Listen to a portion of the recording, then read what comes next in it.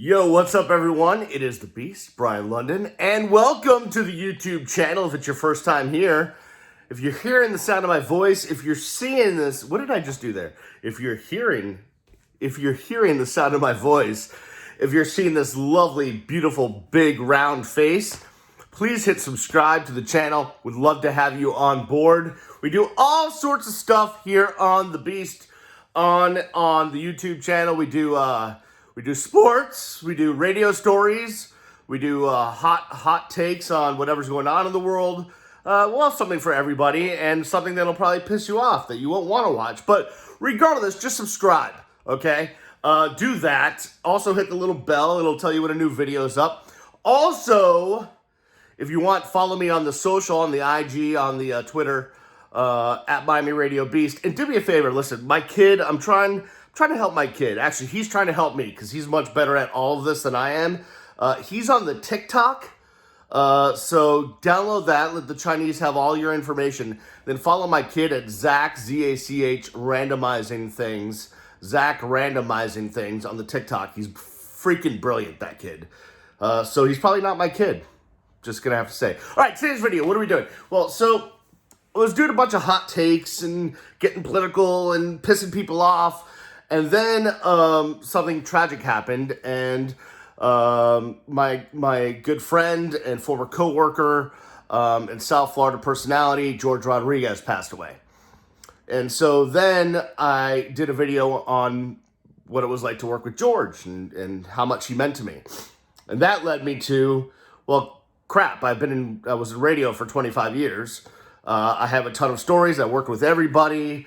Let me start doing some of this stuff. And I did one on working with Neil.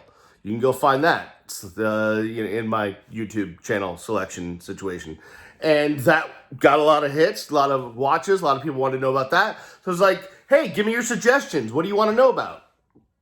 So I have a list of like 5 billion things that people want to know about from my years working in radio. But the next one on the list is this one. And that is, what was it like working with the Hammer, Hank Goldberg? And here we go. So I knew of Hank, obviously, when I moved down here to go to the University of Miami, because he was a nationally known, at the time. So let's take it back, right? Like, so back in the early 90s, when I was in high school, that's really was like the dawn of sports radio, right? You really didn't have that many all sports stations. So you had, the Fan was the first, WFAN in New York. That was the first.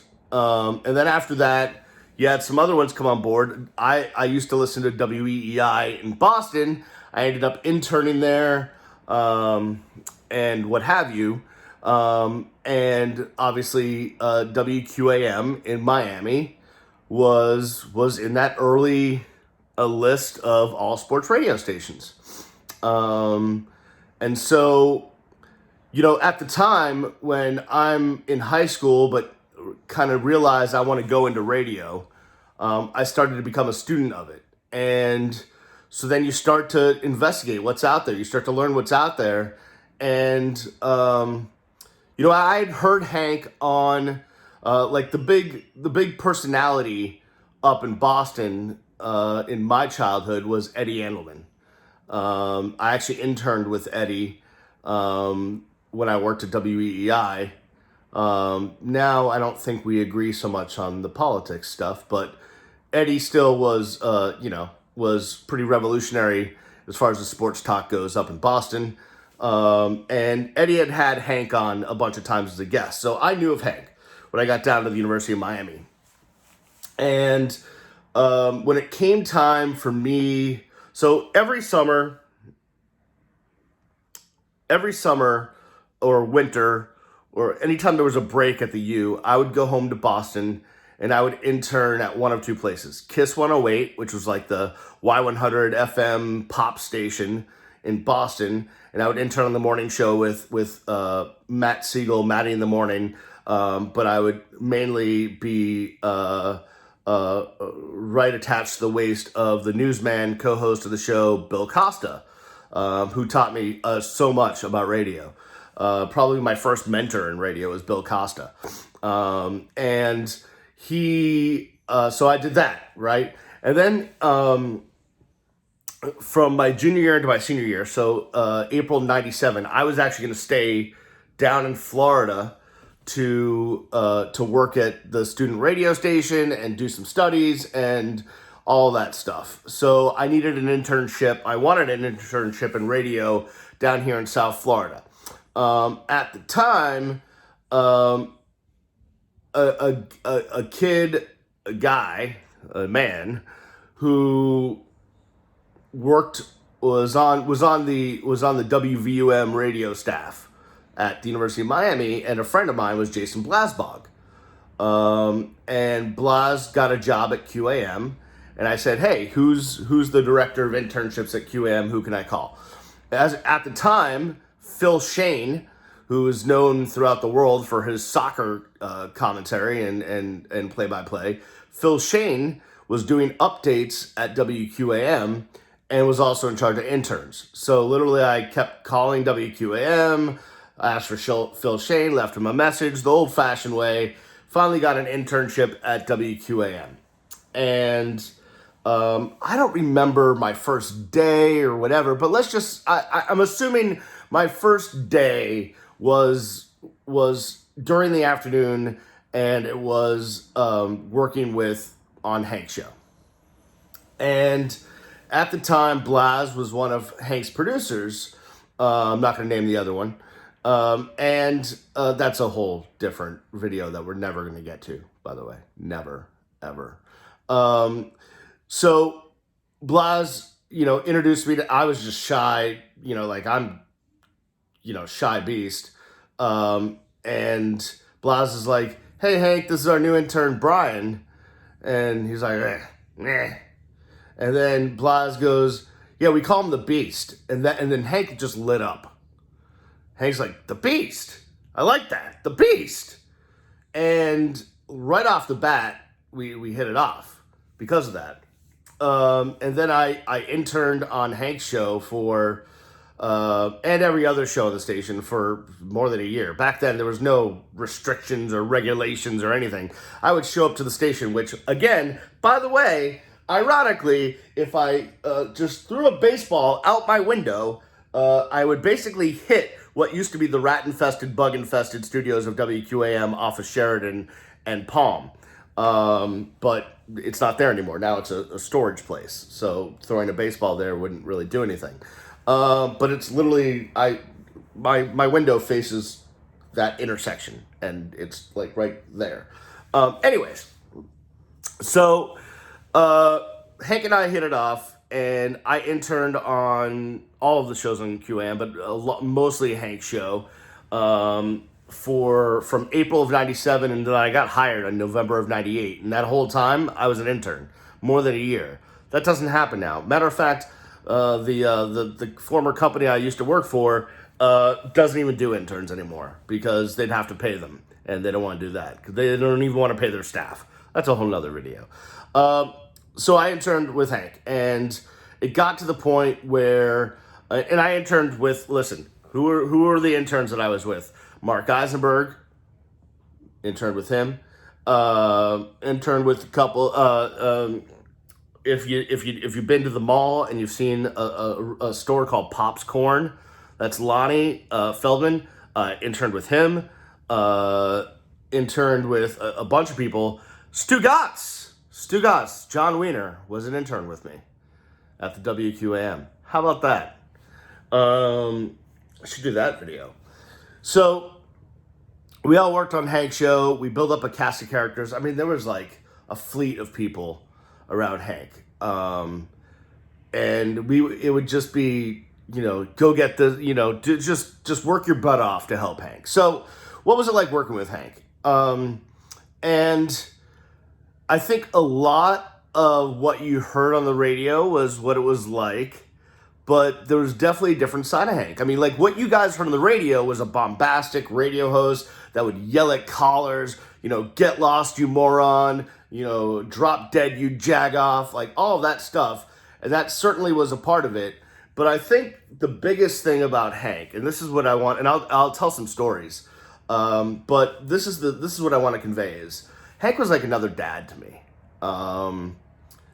Took me under his wing and showed me so much about this business that I could never repay him for. Never in a million years of me trying to repay the Hammer for what he taught me about this business. I couldn't do it. There's not enough money. There's not enough things I could do to repay him.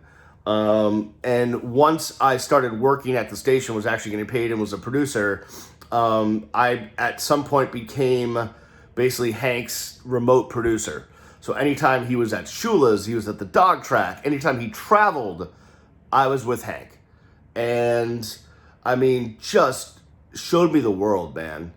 From the amount of Super Bowls we covered, took me under his wing there to do, like back when Radio Row was like huge, thousands of people.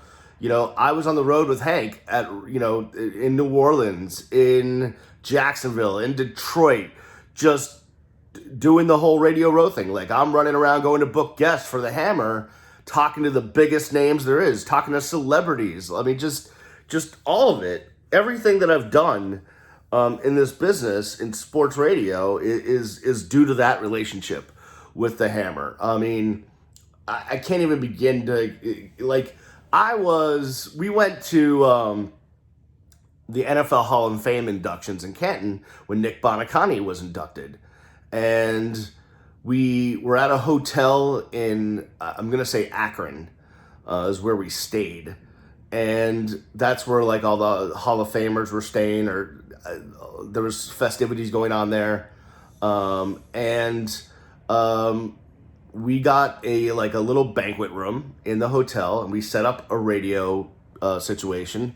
Jim Tree Crawford was with us, Tree, who still works at the radio stations. And we did Hank's show from the Hall of Fame induction ceremony. And, it's me, Hank, Tree, and then here comes Don Shula and Nick Bonacani. And, just every famous, Hall of Famers, you name it. They were in there and they all loved Hank. And I'm just in awe. These are legends. These are heroes. These are people I grew up just absolutely loving. And they're just in here, and I'm sitting next to them, and we're yakking it up. And it couldn't have been more amazing, man. I'm like a 25-year-old kid, and I've gone from basically sleeping on my futon in my one-bedroom apartment in Kendall to being amongst the greatest of the greats in sports because of the Hammer. It was unbelievable. That was what we did for a long time. And no matter what assignment I would be put on, whether it was the Howard David show or Pharrell or whatever it was, I would always be there for the Hammer, right? I was always his guy. Whatever he needed, I would be there for him.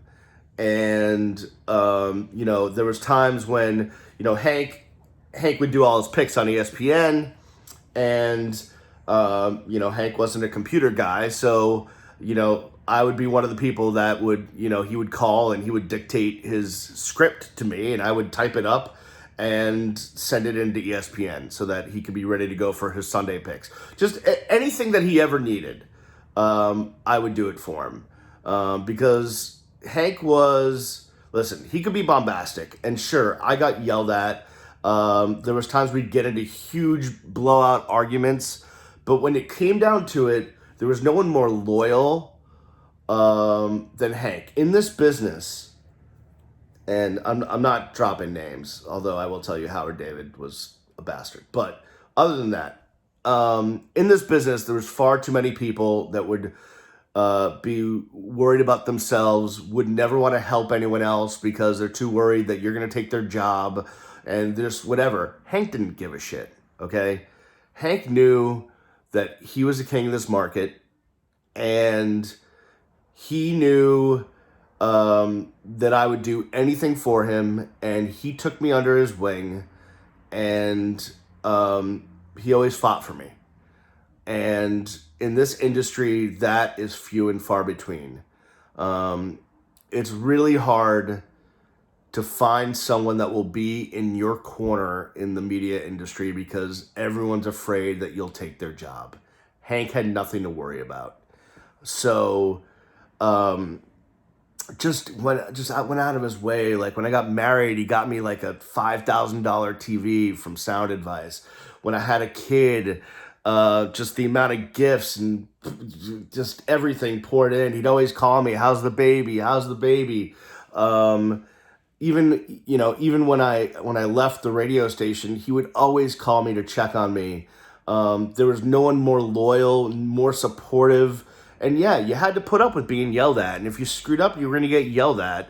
But in a way, it kind of shaped me a little bit. And just the invaluable lessons that Hank taught me, I can't even begin to tell you. The one lasting thing is, and this will never, ever leave me, is Hank prided himself on working sources and breaking stories, right? Like we knew him as an entertainer, but I think Hank thought he's a journalist. His dad was a famous writer that covered the Yankees, and Hank thought of himself as a journalist, and he was going to get stories. And constantly, every day, he would come into the station and just be on the phone and work sources, or he'd be on the golf course and work sources, and he would get the info.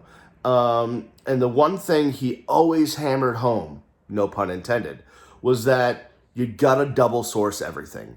Never go with the story unless you have two separate sources that can confirm your story. And that has stuck with me to this day. I've passed it on to everyone I know. I have never gone with a story or something unless I've had two separate sources because of the hammer. I can't begin to tell you how incredibly important that advice was. Just the knowledge that he shared of how to track down a story. Like something would be breaking and he would know exactly, hey, go call this commissioner's office, go call this person, go call this politician, go get the number for this person. He knew who to call, when to call them, and he taught it all to us. It was invaluable. So what you heard on the radio, whether you loved him or didn't, whether you found him abrasive or not, and there were times that we got into it, and certainly there were words exchanged or what have you, but you have to know that behind the scenes, the Hammer Hank Goldberg is one of the nicest, most loyal, amazing people I've ever come across. And till this day, Hank just turned 80. He lives in Vegas. If Hank Goldberg called me today and said, "Listen, Beast, I need you to fly out to Vegas and help me on a project," like, I'm there. I don't care. I'm doing it because that guy helped me incredibly, so much in my career. I can't even begin to tell you. So let's get into a couple of stories because they're funny. And Hammer, if you ever watch this, hopefully I'm not embarrassing you too much, and hopefully you can laugh at some of this stuff because it's way in the past. So the stories, I have maybe 2 or 3 stories to tell you about the Hammer that are funny, and I'll make them quick because I know I'm already going on too much. But let's go with this one's famous. This is called Haitians in My Headsets. So back at the rat-infested, bug-infested, which again is like right there. It was the studios for WQM and Kiss Country, and they were just like sheds. It was disgusting. They were rat-infested, bug-infested. But in the back on that property, there was a Haitian radio station that rented part of that property for their transmitter, right? And some of their radio, some of their electronical doodads were like in our building, even though they weren't. Like their studios weren't in our building, but their transmitter was on our property. And there was times, remember it's AM radio, so, things interfere. Hell, half the time you tune in today and you hear Radio Cuba. But there was times when we had crossover where like the Haitian radio station would cross over onto QAM just because of where their transmitter was. And it was happening more frequently. And Hank was not loving it because he was trying to do a show, and in his headset, he would start to hear like Haitian radio, and this was not good. So one day, and there's a bunch of us working on the show, but like this is back when each show had a fleet of people, 3 interns, 2 producers, update guy. Like it was like all hands on deck for each show. And Blas, the aforementioned Blas, who worked on the show as one of the producers, was back in the day. We used to have reel-to-reels, right? You've seen what reel-to-reels are, reels of tape. And what we would do is, the fun of radio, we would record traffic. So let's say we would go to break at, I don't know, whatever time. Let's say we'd go to break at, 11 past the hour.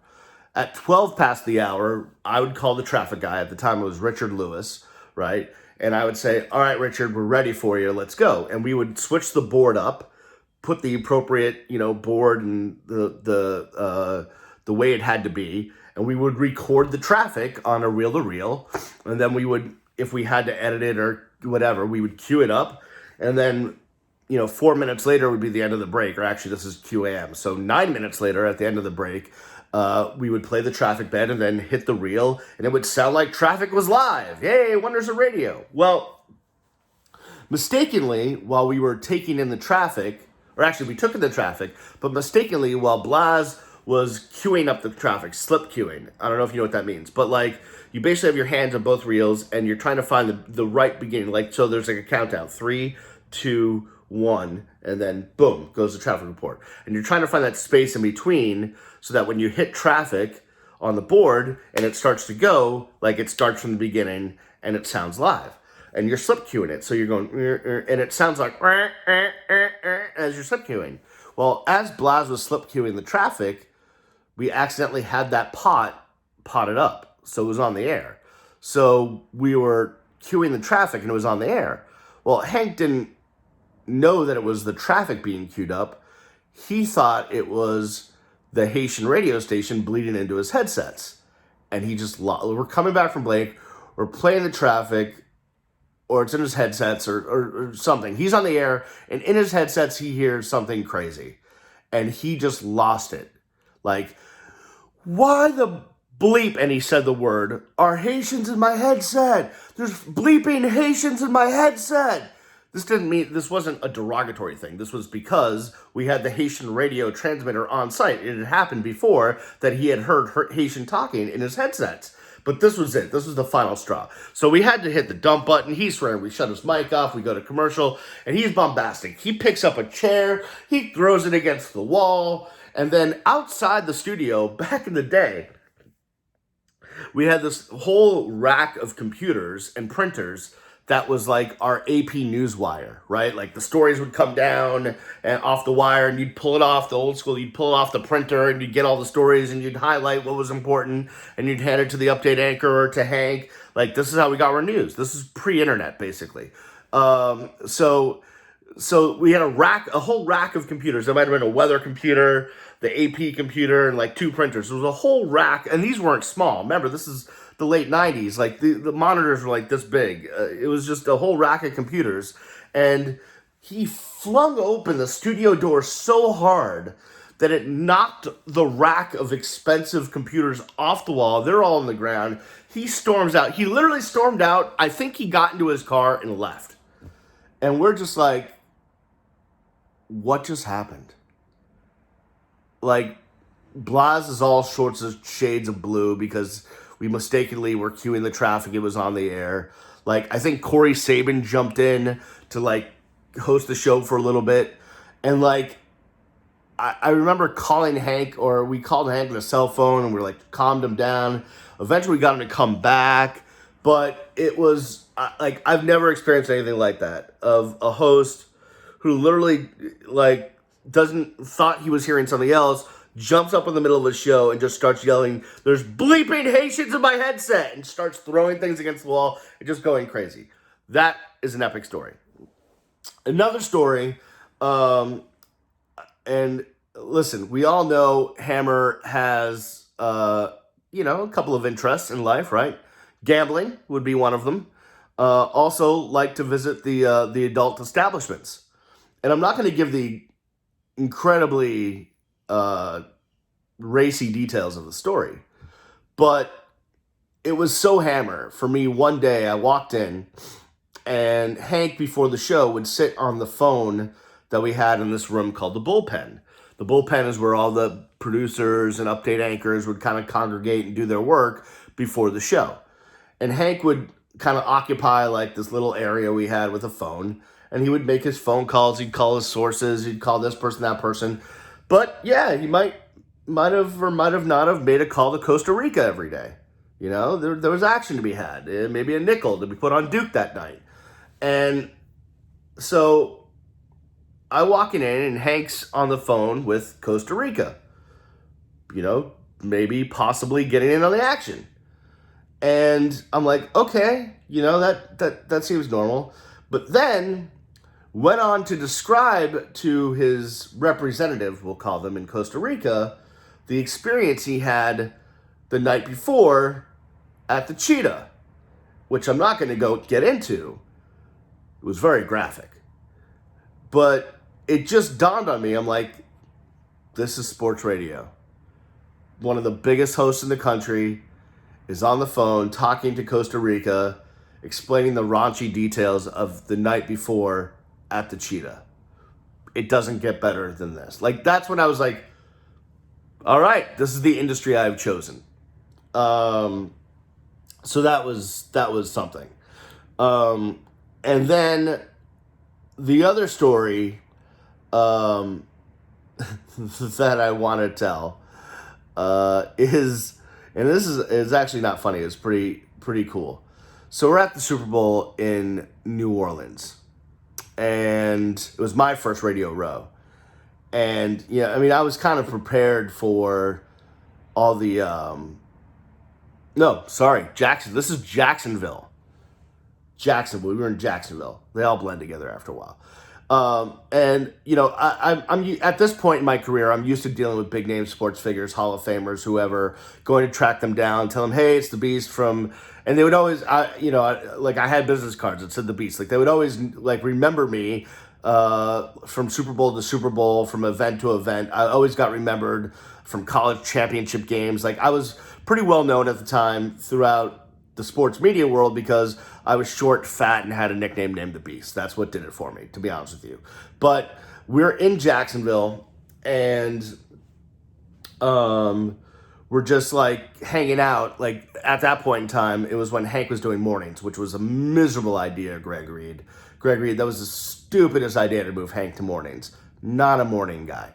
But we were doing mornings from Jacksonville, and after the show, we would stick around for a bunch of hours to record interviews. So Hank and I were just sitting at our table waiting for, someone to come by. Who knows?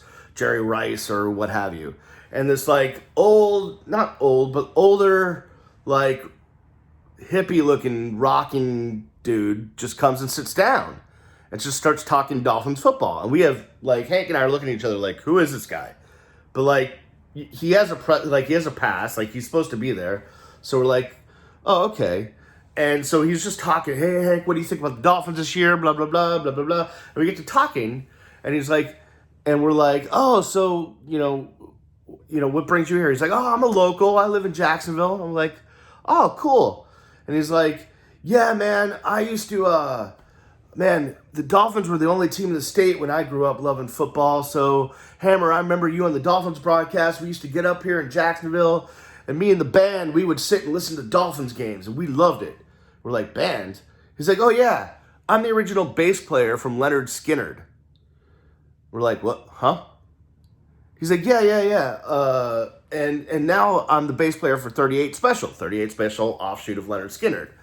And he just started telling us all these stories about the heyday of back in the 70s of, undefeated Dolphins or what have you. And they're like a band up in Jacksonville, writing Sweet Home Alabama and listening to Dolphins games on the radio, listening to Hank do the broadcasts on the Dolphins games.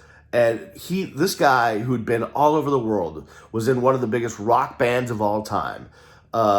He could not have been more happy or excited to just be talking Dolphin football with the Hammer. Like, it made his day.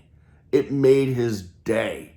And he said, listen, if we get down to Miami, 38 special, like, you guys are coming backstage, like, whatever it takes, man. We love you guys. And this was just like, so Jacksonville was what, 2003? I don't even remember. But by then, radio was streaming on the internet. He's like, yeah, I listen to you guys every morning, man, on the internet, man. I can't get enough of my Miami sports talk, man.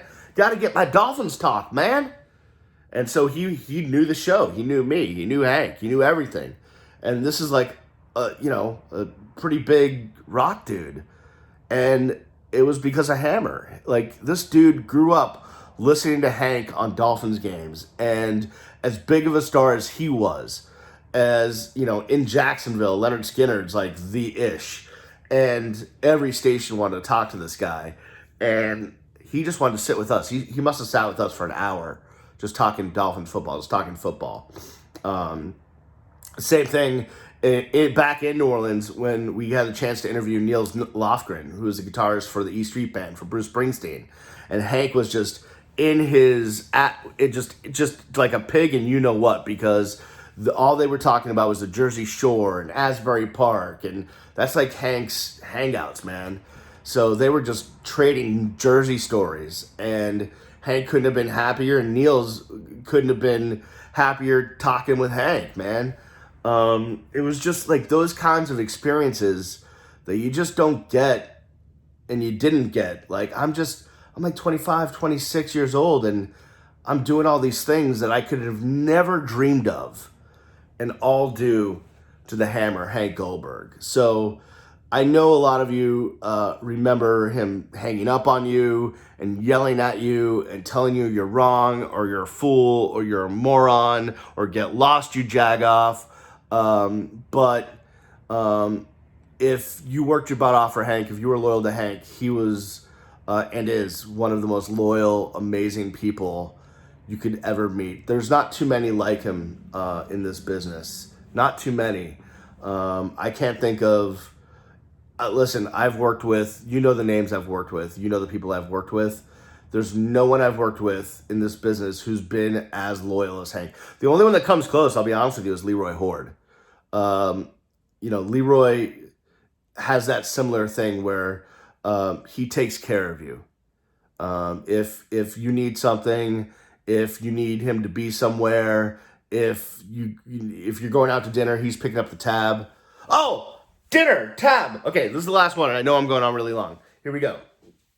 It's Valentine's Day. I just started dating my wife. So it's February 2004. We started dating in December of 2003. So it's our first Valentine's Day, and I wanted to impress my wife. So I'm like, let's go to Joe's for Valentine's Day. Now, at the time, I'm, just on a hope and a prayer, hoping we can get into Joe's on Valentine's Day. I didn't know anyone at the time. This is when Dennis was still the maitre d', and I just wanted to impress. It's our first Valentine's Day. I'm pulling out all the stops. And this is back in the day when radio actually paid some money. Not in an hourly. Like, at the time, I was probably making like $8 an hour. But you could do live spots. You could do other things. You could do remotes. You would make your money in other ways. I was doing the Canes broadcast. That was a bunch of money for me. So I wasn't rich, but at least I could afford to live. Right? Unlike now where you can't afford to live if you're in radio. So we're at Joe's, and it's a 4-hour wait on Valentine's Day. 4 hours at Joe's. And my wife's like, at the time, we're only 3-4 months into a relationship. She's like, should we stay? I'm like, yes. This is the best meal you're going to have. This is where it's at. This is where all the stars go. Joe's Stone Crab. So, we go to the bar, we order appetizers, we're getting a couple drinks, And then I'm like, let's just go up front to the maitre d' desk and find out, how much longer. So as we're walking up to Dennis at the maitre d' desk at Joe's, Hammer is walking out with a big party. And he sees me. He's like, Beast! Dennis, do you know the Beast? It's the Beast! And Dennis is like, the Beast? That's the Beast? And everyone at Joe's listened to the Hammer, so they knew me. Like, they knew me. They knew everything about me. Oh, he went to the U, blah, blah, blah. And Dennis was like, that's the Beast? Beast, why are you waiting in line? And Hammer in front of, I kid you not, like hundreds of people. Like, you know how crowded Joe's can get. In front of hundreds of people, he stops. Like, he stops the world. And he reaches down, he gets a big wad of cash out. And he grabs 100, and he, like, holds it up in the air. Okay? And he just takes the 100, and he goes, Dennis, the Beast never waits at Joe's, okay? And gives Dennis the 100. I got a table, and from then on, I never waited at Joe's. Never. Because of Hank. Not because of me, but because of Hank. And Dennis is no longer with us, but it's been passed down. To the point where one day we went to Joe's. It was like the Sony Ericsson was in town, and we knew like it was going to be packed. And we're all in line, and Martina Navratilova is trying to get a table, and they're like, that'll be 2 hours, Martina. Hey, Beast, come in and get a table. Like, so I got a table before Martina Navratilova. I love that. Hank, one of the most generous, amazing people on this earth. I owe most of my career to him. And, the Hank from the radio, bombastic and screaming and all that stuff. Yeah, that's part of it. But I think the part you never got to see was his loyalty, his support, his fatherhood, his father figuredom. Just amazing. And anyone that worked with Hank or for Hank owes him a lot.